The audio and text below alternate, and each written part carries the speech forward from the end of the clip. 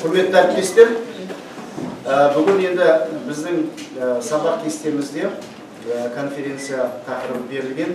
Өздеріңізге белгілі, міне 2 апталық курста жүрсіздер, аяқталып қалды. Алматы болса сертификатты алып, үйге барасыздар. Енді біздер 2 жұмалық осында сіздер жүрген кезде оқу білім біліктілігіңізді арттырып жүріп, және де елімізде бір маңызды оқиғалар болып жатыр. Сондықтан біз әрине ол мәселеден тыс қалмаймыз, өзіміздің бір азаматтық көзқарас, азаматтық пікірлеріміз бар деген сияқты. Сондықтан да өздеріңіз білесіздер, жалпы қай салада істемесек те біз ең бірінші басты бағытта алатын бұл әрине нормативті құжаттық, әсіресе елбасының жолдауын айтамыз. Өздеріңізге белгілі нұрлы жол, болашаққа бастар жол деген елбасымыздың жолы шықты. Сонда еліміздің дамуындағы бағындайтын басым белгілер нақтыланған болатын. Сол бойынша еліміздің қоғамдық, саяси, әлеуметтік, экономикалық, мәдени дамуы өзінің қадамдарды жүзеге асыруда. Ендеше өздеріңізді жақсы білесіздер деп ойлаймыз. Осы жақында, яғни 14 ақпанда Қазақстан халқы ассамблеясының ұсынысымен осы елбасымыздың өкілеттілігін осы елбасымыздың осы сайлау жөніндегі өткізу жөнінде ұсынған болатын.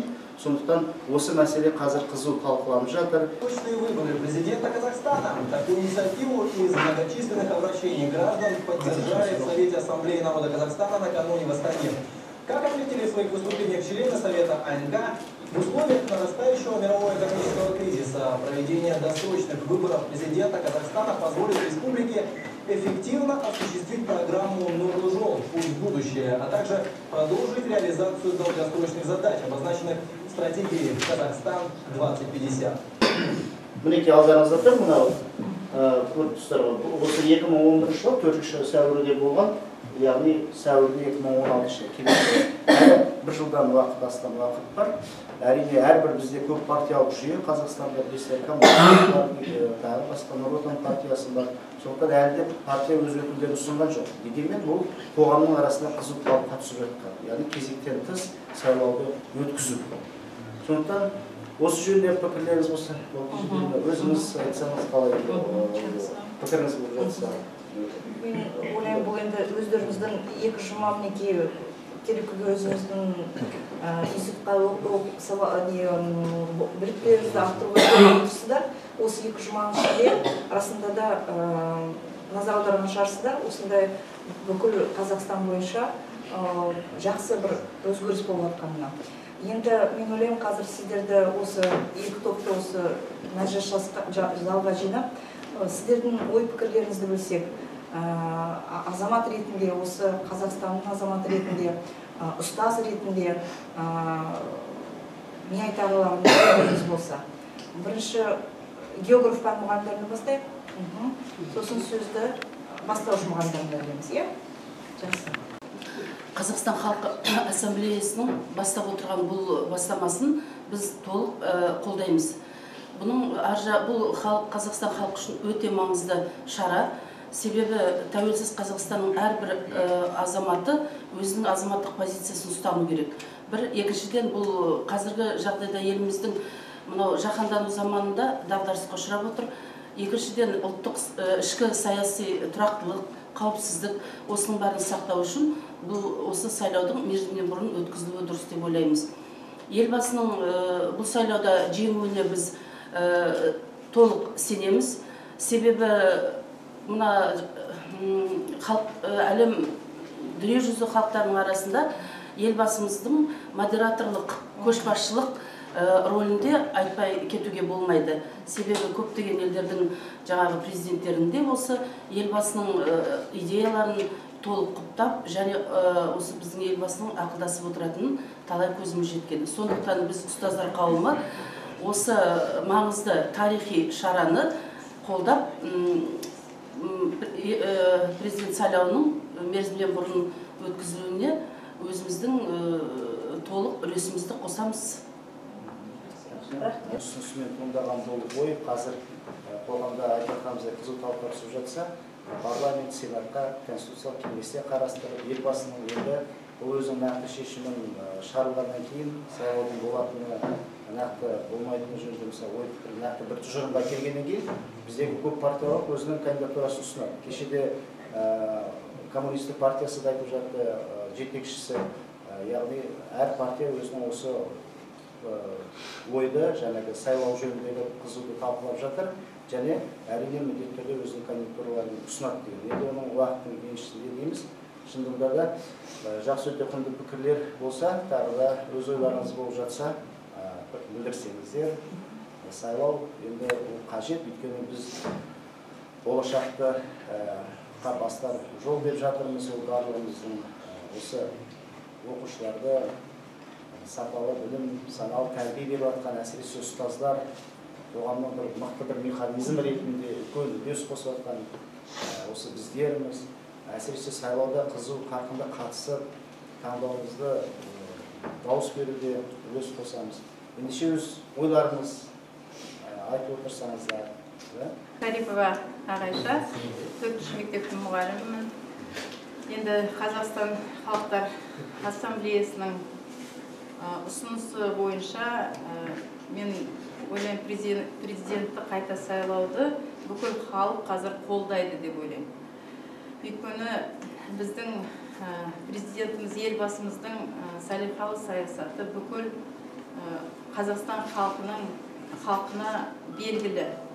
Әсіресе біз өзіміз білім саласында жұмыс істегеннен кейін Нұрлы жол бағдарламасындағы сапалы білім, адами капитал және білім сапасының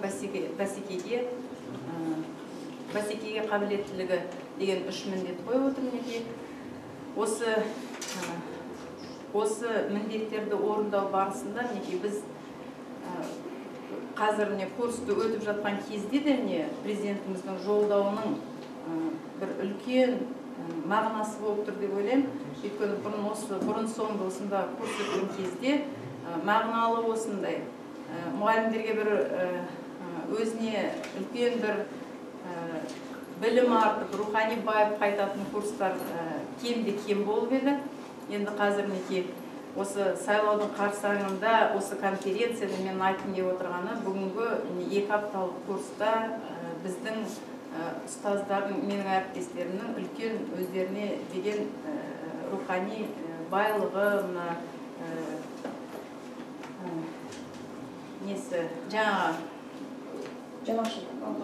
білімге деген, білім саласындағы болып жатқан өзгерістер мен мәселелерді өздерінің капиталына, немесе бұл несіне, қорына салып әкетіп бара жатыр деп ойлаймын. Және де біздің президентіміздің 4 кезеңдегі сайлану барысында да бүкіл Қазақстан халқы бір ауыздан қолдағандай болып, үнемі ол кісі жеңіске жетіп отырды. Және де мен өзімнің әріптестерімді осы сайлауда бірде-біреу қалмай қатысып, президентімізді қолдаса екен деген тілегім бар.